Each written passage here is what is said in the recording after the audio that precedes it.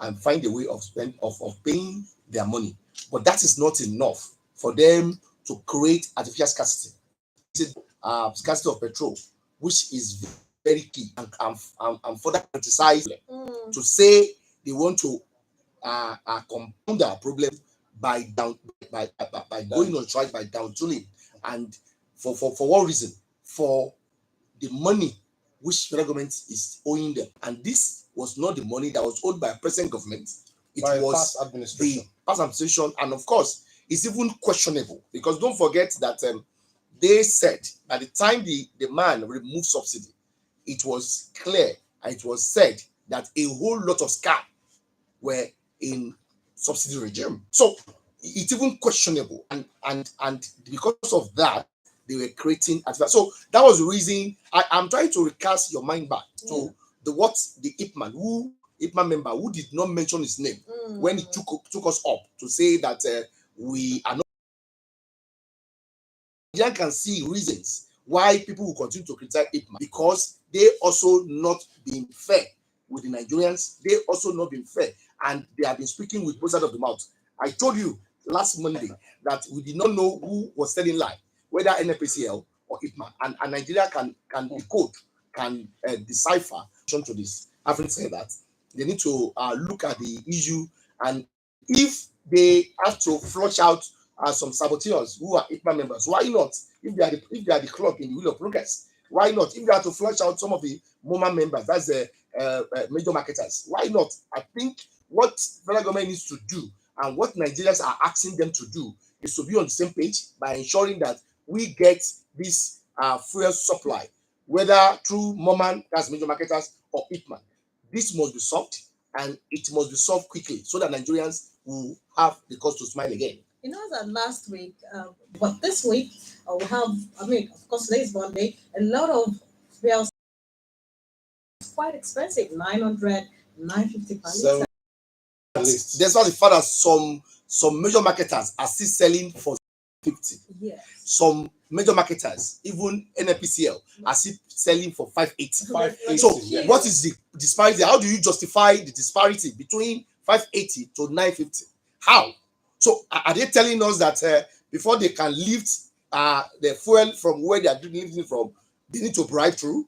Are they telling us that because I think IPMAN needs to explain a lot of things for us, because I don't know why we are going to have a disparity of 350 naira or 300 naira to what they are selling as compared to what major marketers as well as NPCs. So I think Nigerians are seeing what is happening, and Nigerians are seeing who is telling lies, and Nigerians are saying, of course, we are watching, but we need government to come and rescue us. Government has the power of regulation. They should come and regulate that.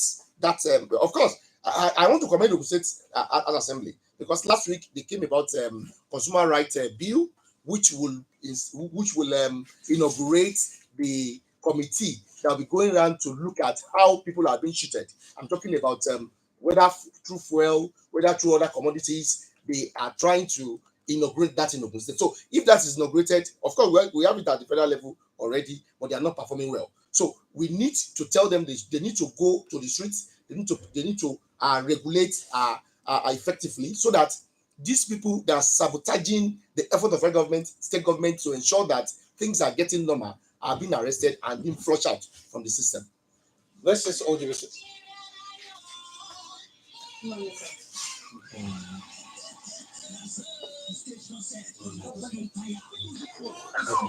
Yes, good morning.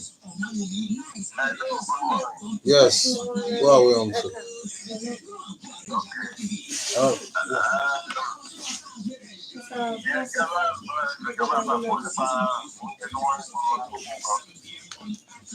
Okay, sir. I say, sir. Yeah, the discuss of food and all that. We need to talk about that too. Yeah. This is 90.5 FM OGBC. We still have Rasaq Ayinla in the building. This lovely morning, our in-house analyst, and we've been talking about the petrol scarcity, the IPMAN receiving 5 million liters back and forth. And then the last is yet to be heard about the situation. But away from that this morning, let us go to No, Rasaq, people are still talking about scarcity, not only fuel alone, even about food and some other commodities again. Just briefly on that. When we talk about the energy, when we talk about petroleum, it is what the whole economy of Nigeria rests on. And whatever that happens to fuel happens to everything. Today, with the spike in the price of the fuel from 580 to 950 or 1000, that's about 50% or 55%. So it's going to have effect on everything, including the food that we buy. If you go and buy, for instance, now the association of the table waters and pure waters producers, they are going on strike because they are telling us that they are using a lot, even transportation. So it's affecting, and we should expect that there will be increase in inflation further from 33% to about 35%, because as we are speaking now, Nigerians are planning to increase the price of their commodities, and I don't blame them because they are shifting the burden of increasing the price to the consumers. And who are the consumer? Me, you, and those are selling it. So we should be ready for more inflation. The only thing we need to call federal government and the state government is to ensure that they bring effective regulation in the marketing, in the supply, in the demand and supply of goods and commodities. This is very important. We need to do that for the goods and services so that we can control inflation and ensure that people are not facing more hardship. Razak, you can imagine what goes on in my mind the moment you just mentioned inflation. But just in a few seconds, what is the way out of this skyrocketing inflation? I actually just want to ask also, because I just want to take it back to the fuel issue. Some people are saying that when they buy fuel, that it's like they buy like 20 liters, and then by the time they move out of the fuel stations, the thing is not even moving at all. Is it that the stations are actually doing under something? dispensing? They are under dispensing because quite a number of them, apparently to those that are very good among them, have changed their meters in such a way that they are swindling Nigerians. And those things the committee which the state government want to inaugurate will look into, because they need to look at how they are metering what they are selling for us. Even going beyond that, they need to look at how a right seller in Kuto market, it's the measuring of what they are selling for us, gari, rice. They need to really do a lot of things, and that's why they want to get a lot of professionals and traders to be involved in that committee, so that they will have enough information, enough knowledge, enough experience to control how petroleum, how things are being dispensed or sold to Nigeria. Because I can tell you that a whole lot of people are caught in this act of I don't know why we need to be doing that for ourselves. Okay, Razak, the nation's front runner in terms of nipping economic fraudulent acts in the board are in the news this morning. Viral list of ex-governors under investigation over alleged corruption, false, misleading. And this is according to the Economic and Financial Crimes Commission, the nation's anti-graft agency. The Economic and Financial Crimes Commission, EFCC, has refuted a purported list of former governors under investigation for alleged corruption, which has now gone viral. There were reports in the media that 58 former governors were under the investigation of the anti-graft agency over alleged corruption. Two major legal instruments are responsible for this. The first one is what we call absolute immunity that you give to the executive. Don't forget, it's only executive that you give absolute immunity to. You don't give it to judiciary or legislation. If you are only covered on the floor of the house if you think you can evade arrest as a lawmaker, and at the same time a judge can be. We saw what happened to a CJ of Nigeria at one point when they organized a very high power sting operation to arrest a serving CJ head. So it's only executive that I the absolute immunity, and this absolute immunity, it has advantage, though we have a lot of disadvantages of this, because the part of it was what the sitting governor Ododo, the governor of Kogi State was alleged to have used to protect and shield the former governor away from EFC's arrest. Was it in his vehicle? And that's what I'm telling you, that when you give executive absolute immunity and they are of course, we need to be very careful of blasphemy. They are next to God, and when you give them that, they think they are playing God. Majority of them are playing God, and if you are doing that, then you are giving them a license to do whatever they like, including embezzlement and misappropriation of fund. So another one that is affecting us, it's another legal instrument, which is called plea negotiation or plea bargaining. In our legal system, a situation whereby you steal 1 billion naira and you are allowed to return 1 million naira. Can you see that difference? So you are giving people license to go and steal and steal and steal, and knowing full well that they have judiciary in form of judges and lawyers that will defend them and try to enter the plea bargaining for whatever they have done amiss, and they will get off the hook. So you are giving everybody a license that you need to go and steal, but not only stealing, but go and steal big, so that you have enough money to prosecute your case and get off the hook. So legal perspective, looking at that plea bargaining and absolute immunity, the two are the problems that we have in this country. Except something is done to ensure that these two are, because look at it, that is what we discuss.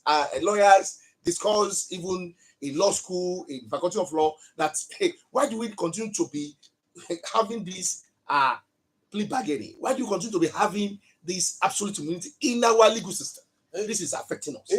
Rasaq, in the process, sometimes these people that are being invited by the EFCC will quickly rush to the court and they get this injunction.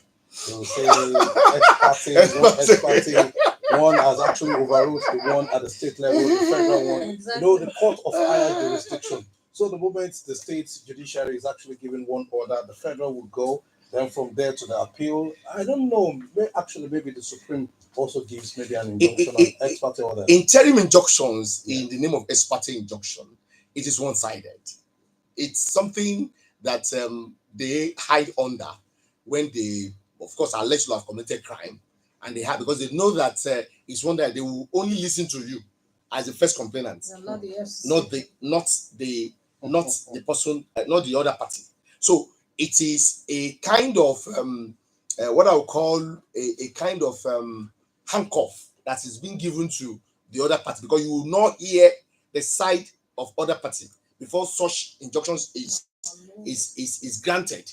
And so far is granted, nothing can happen to the applicant or unless that ex parte injunction expires. So it is one-sided, and every time CDN is talking about and trying to admonish judges to be wary of granting ex parte injunction, because they know the evil it can create in the system. So that is another angle to what I'm talking about. Our legal system needs to be cleansed and, of course, upgraded to the standard at which people practice it across the world.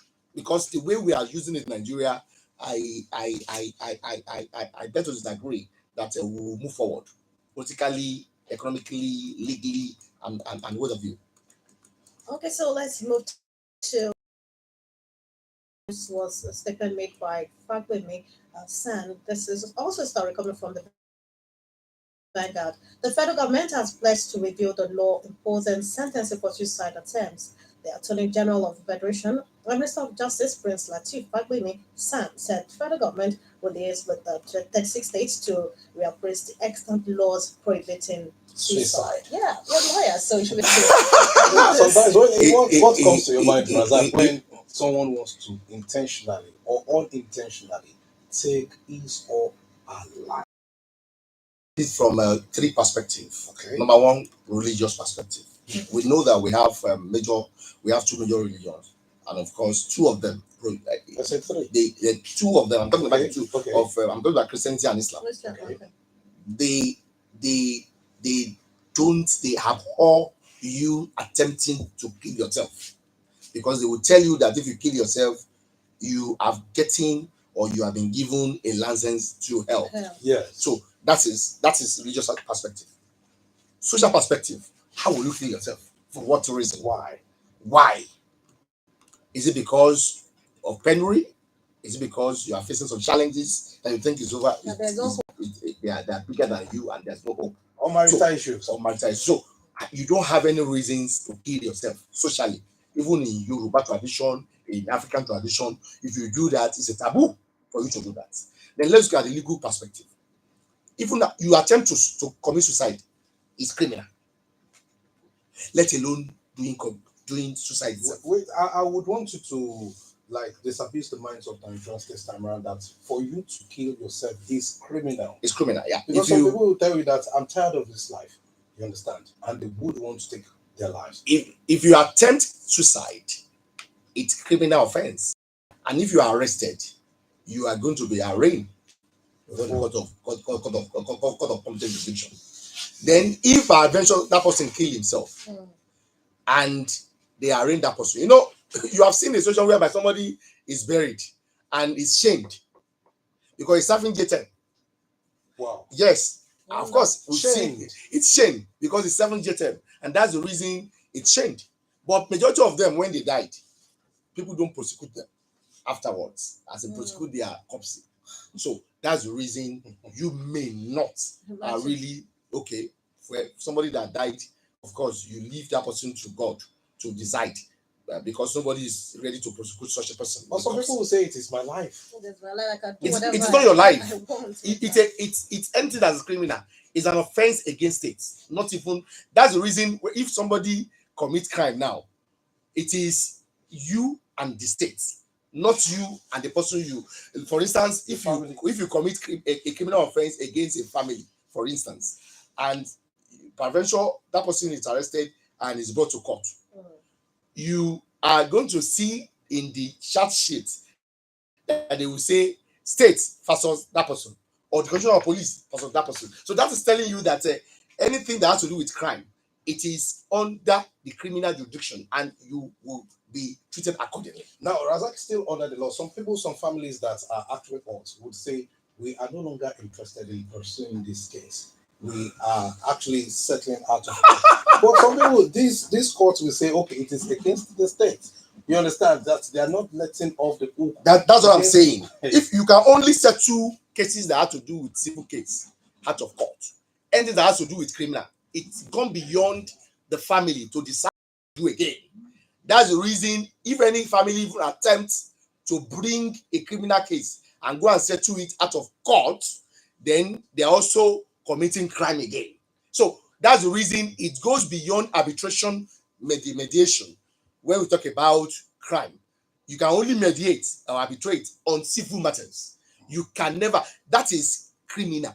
It is criminal, and it to be treated as criminal matter. So nobody will have any authority or any power to say I want to settle it out of court, because it has gone beyond your control, because it is not committed against you. Rather, every criminal offense is committed against the state, and you'll be treated as such. We were talking about something this morning about these loan apps that that will borrow people money, and then because you can't pay, they start to embarrass you. Some people like take their lives. Like, I can't pay. Yes, I don't want to embarrass. Issue of money is a contract. It's a civil matter. It's not a criminal matter. Okay. So if you are owing me or I'm owing you, you cannot victimize me.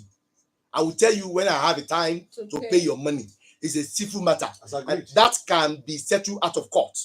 That can be taken to court, and it can be settled. It can be arbitrated upon. It can be mediated upon. So this is a matter that is civil in nature, but and that has to do with criminal. It must be treated as a criminal. That's the reason for those that are victimizing you, because you they call something, formulate something, and they will go and arrest them and put them in toilet. So you are committing crime. They will even put your picture in the social media. You are committing crime. You are a criminal. You are committing crime to do that, because it's a contract, and every contract matter, it's a civil matter and doesn't attract any criminal attention. Morning flight on your Superdal station, OGBC 90.5 FM. It's now time for us to open the phone lines for you, our esteemed listeners, to be part of this conversation this lovely morning. Please make it quick, just in 30 seconds. We would appreciate 0803 437 9453, 0815 032 0226. 30 seconds, would appreciate. Good morning to you.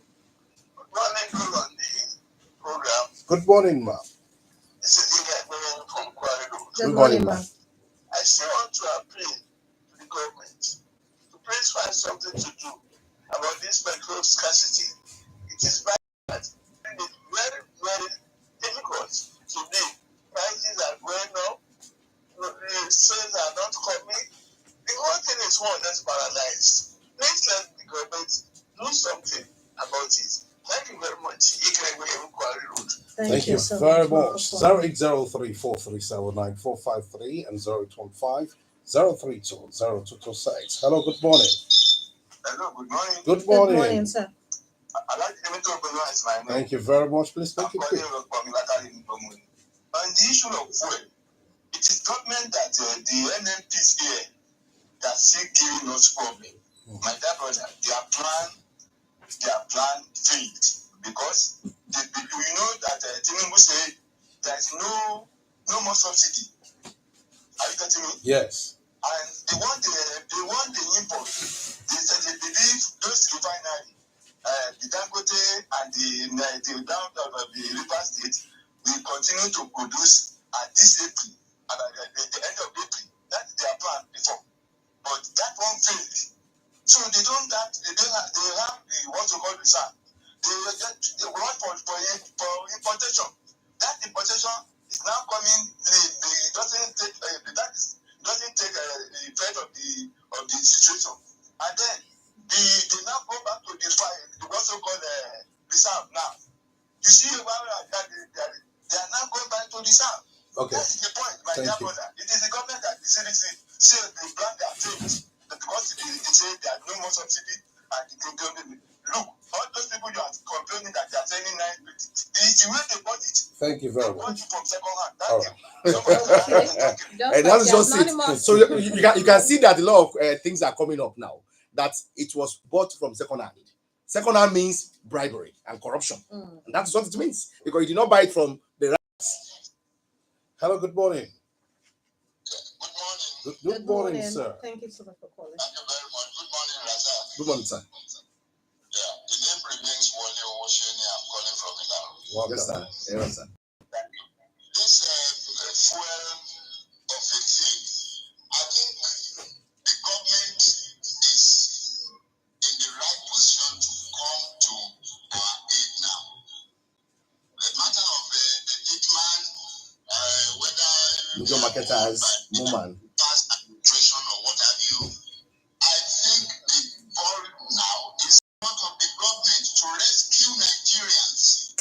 We are suffering. This is too bad. This is too bad. It's too bad. Too bad. There is no other name for it. Yes. Thank you very much. We know what we are going through when we are buying it for 580 stroke 650 per liter. For people to be buying a liter of fuel for 1,000 naira now. I'm very sure where you are in Ogun State will be more expensive than Abeokuta. I'm very much sure. Rasaq is putting up policies, so many policies, and if these policies will work, he has to come to our aid now because of this hardship of fuel supply. Thank you very much. Thank you very much.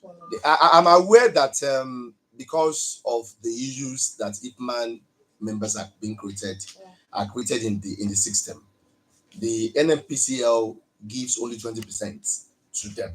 Why they give 80% to major marketers? They have envisaged that when you give them, and the reason why this is affecting us more in states like Ogun State is that we have more IPMANs in Ogun State than major marketers. Okay. So if you go every corner, you see IPMAN petrol station more in everywhere in Ogun State than the major market. That's the reason we are not seeing the effects. But I can assure you that based on what we have gathered from NNPCL, they have enough petrol and they are lifting.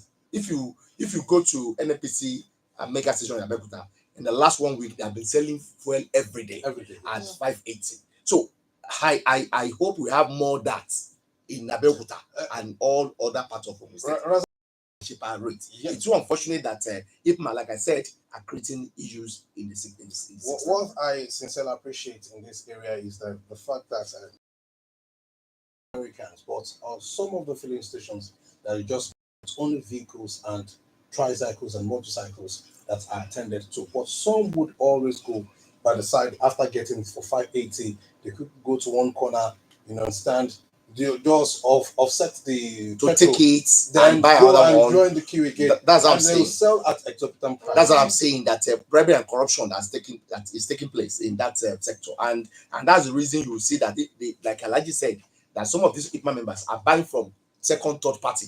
So it is what they call Yoruba at Odowo, and there's no way when you are doing baranda business, it will be continue to be increasing. Just like you want to go and buy ram at Agüero, so if you buy from direct from the source, you have a particular price. If you see baranda people, you see another. So that is what is happening now in that, and government needs to rescue us and flush them out from this Can one system. of the ways of nipping this in the bud be that more of other fuel stations apart from Ipman fuel stations, we have more of those ones, that can make them just I think we need to have more of them in Ogun State. okay.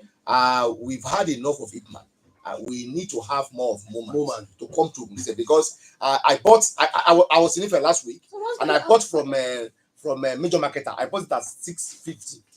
650. That was what I took from Ife back to Abeokuta, and of course I still have that in my tank. So this is telling us that we need more major marketers in Abeokuta, in Ijebu-Ode, in Agamu, in Ilaro. So we need more of that, so that they will ease this artificial courtesy that Ipman always come up with.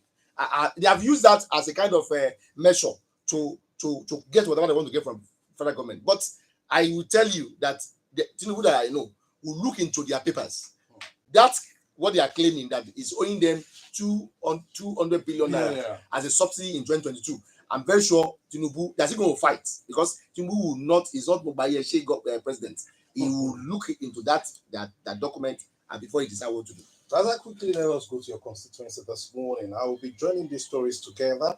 It's all about President Tinubu being committed to press freedom, and this is according to the information minister.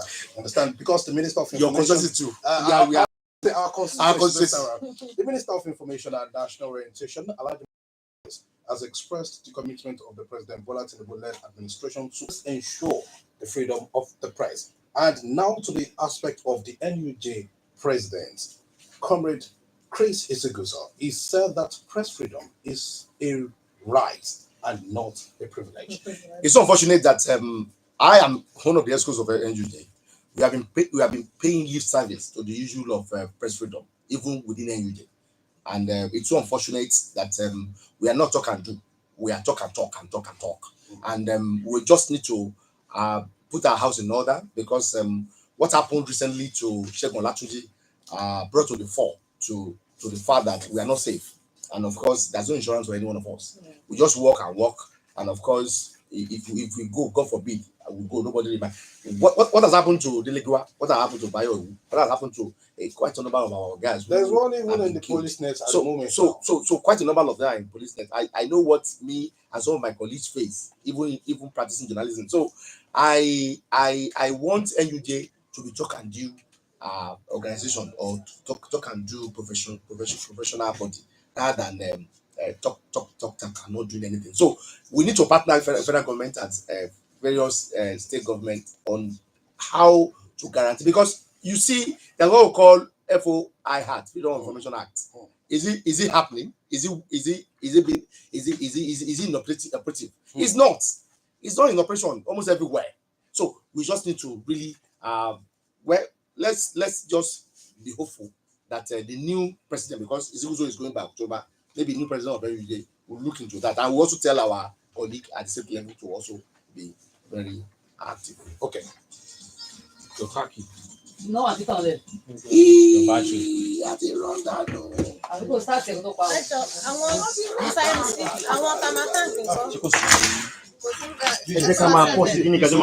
do 10. It's a good. 10. Editor.